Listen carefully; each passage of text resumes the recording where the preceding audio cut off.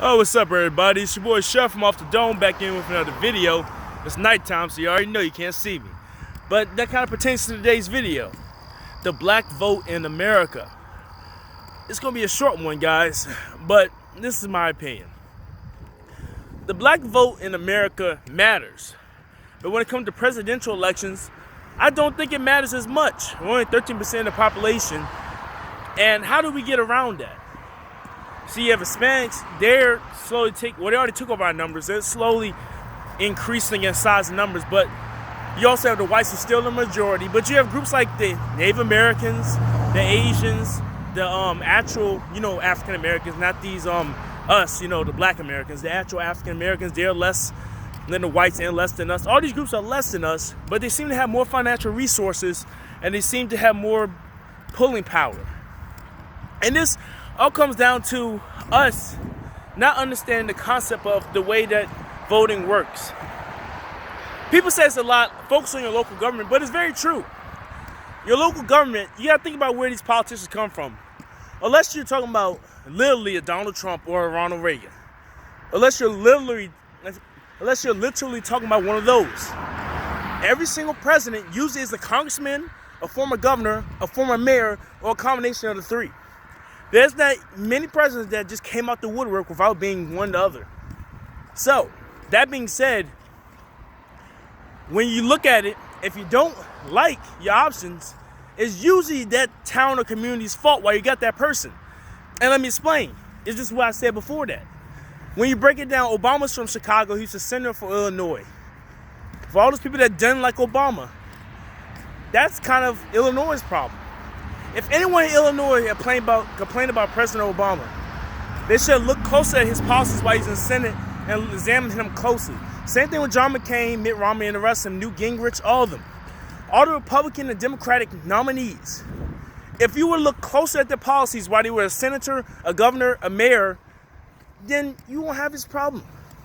Now we have Andrew Yang and people like those of that ilk. It is different because they're businessmen. But then you have to look at how they ran their business, how many times they did this or that, their thoughts and views on certain issues, stuff like that. You have to think about all that stuff. And a lot of people don't think about that. You know that Trump has been a public figure since basically the late 70s. So a lot of people should have known what he believed in. Now I get he wasn't running for office, so that's not important. You're not going to sock a businessman's political ideology like that because he's in business. He's already making money for himself and he has employees. He's not trying to run the country. He's just trying to make money for himself and his family. But by them still being public figures, they do have a track record and it's an easy trail to follow if you really want to. So the black vote in all is most important and most effective when it comes to your local government, your statewide elections, and your district chairs for your House representatives. It's hard for us to, even in the state level, unless you live in a state where it's a decent amount of blacks, it's hard for states like California, New York, Iowa, Indiana, etc., Texas, stuff like that. But a place like where I live at in Virginia, especially in a place like Richmond, which is one of, other than Atlanta and a couple other cities, they're one of the few capital cities in the United States who has a majority black population. Richmond is, I think it's a split. I think it's like 50 or like, I think it's 45% to 50% blacks and then the rest are whites. We have a decent amount of Asians and a decent amount of Hispanics. So it's chopped up. The point is there's a decent amount of niggas in each city, especially in the South, to kind of dictate who your city council people are, who your local mayors are, etc. And you can vote for your governor. But it all starts with your district. Who runs your district on a local level before you even get to the House of Representatives? That's who it starts with. And I think that's something we miss. Because you gotta remember, Asians and Jews and Native Americans and the Middle Eastern people and all types of people, all these other countries that come over here, they can't really choose the president if you look at it that way.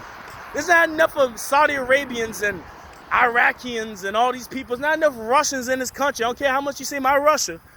There's not even enough Australian people. It's majority white people who have come from Ireland, Italy, France, Germany, England, either in the earlier generations or in the early 20s. They're still the majority. The next majority is basically the Hispanics. So anywhere from between the Puerto Ricans, Mexicans, people from Honduras, all that stuff. But even they don't all get along. So how are Asians and Nigerians and Middle Easterns and the Indians and the American Indians and all these people still making a living out here when they can't even choose a president because not enough of them to even make up a decent voting block? And it's simple. Politicians matter, yes. You have to buy your politicians. In a way, you kind of have to give them an incentive to even like do stuff for your community. You think the Asians and them are stupid? They buy the politicians, they give them money. Their corporations give them support money for their campaign.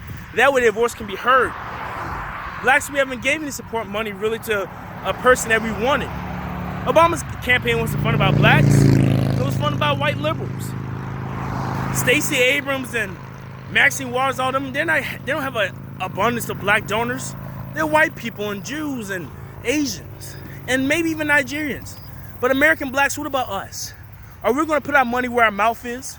Are we going to make sure that our state and local elections turn out better for us? So when it comes to national elections, when you don't like Trump, when you don't like Biden, and when you don't like Bernie Sanders, you don't have to worry about it. Because guess what? Where you live at, the policies they make it up there is not going to affect you right away.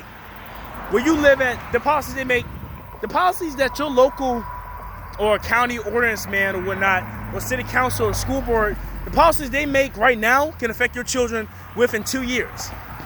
The policies that Trump and them make to spend on certain HBCUs and spend on certain governments and certain schools, those policies like that, those ones probably won't affect you to 2025, 26.